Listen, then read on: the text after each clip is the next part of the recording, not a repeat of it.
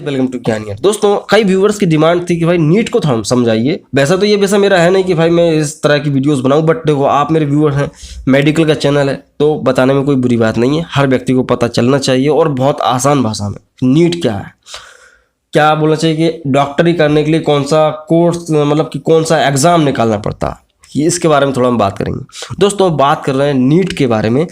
तो नीट क्या है, पहले 2016 से पहले देखा जाए तो भाई हर राज्य में अलग अलग टेस्ट होते थे। अगर आपको डॉक्टर बनना है तो आपको एग्ज़ाम क्रैक करना पड़ेगा। आपको डॉक्टर बनना है, ये एग्ज़ाम दो, उसके बाद आपको कॉलेज मिलेगा, MBBS आपसे वहाँ से हो जाएगा। तो भाई पहले क्या हर राज्य में अलग अलग पैटर्न पे ये टेस्ट होता था। फिर 2016 के बाद ऐसा हुआ कि भाई सब बंद, सिर्फ एक ही एग्ज़ाम होगा पूरी ऑल ओवर इंडिया में, जिसे बोलते हैं नीट। आप किसी भी राज्य से हो, किसी भी गांव से हो, आपको डॉक्टर बनने के लिए नीट देना पड़ेगा। ठीक है, तो ये नीट है। उसके अलावा बहुत सारे और एग्ज़ाम्स होते हैं, वैसे तो जिपमर भी होता है और एम्स भी होता है, या एम्स भी होता है। खैर, तो पहले क्या होता था, PMT चलता था, CPMT चलता था, दुनिया भर के PMT चलते थे, प्री मेडिकल टेस्ट होते थे।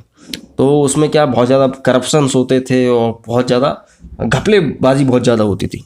तो अभी क्या ओवरऑल इंडिया में नीट है। नीट को समझो आप, नीट क्या एक एग्ज़ाम है जो कि मेडिकल में प्रवेश लेने के लिए ज़रूरी होता है। अब आपको समझना होगा कि भाई आपको योग्यता क्या होना चाहिए।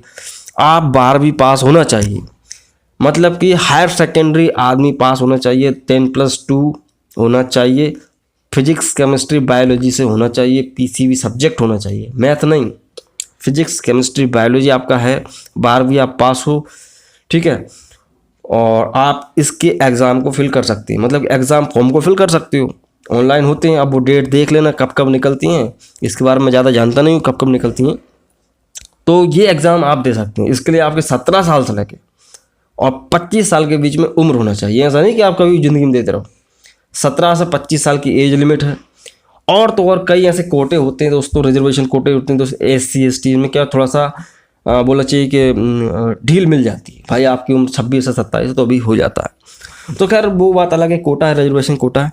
तो इसमें क्या ये एज लिमिट है, इस दौरान आप इसको एग्ज़ाम को दे सकते हो।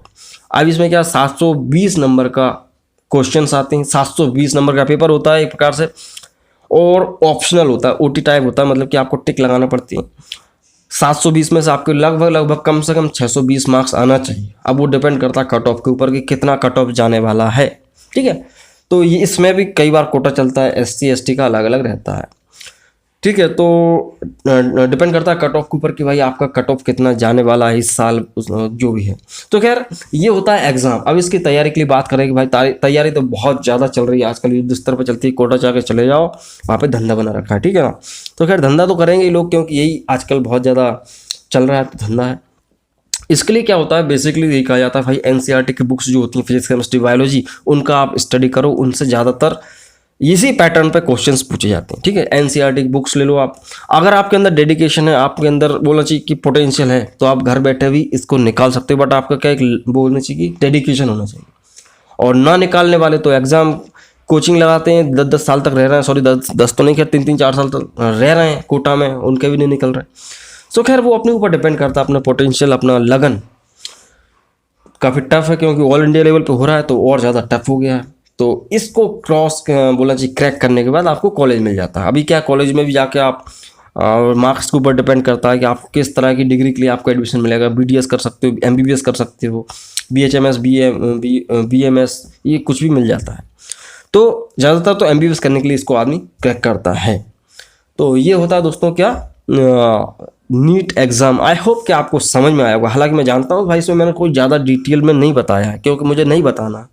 आपने पूछा, मैंने आपको एक थोड़ा सा ओवरव्यू दे दिया कि होता क्या है। तो भाई डॉक्टर बनना, उसके लिए आपको एग्ज़ाम देना पड़ेगा।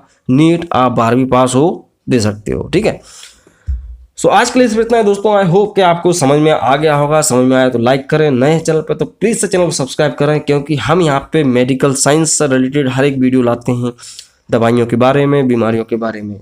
तो मैं मिलता हूँ अगले वीडियो में दोस्तों। जय हिंद, वंदे मातरम।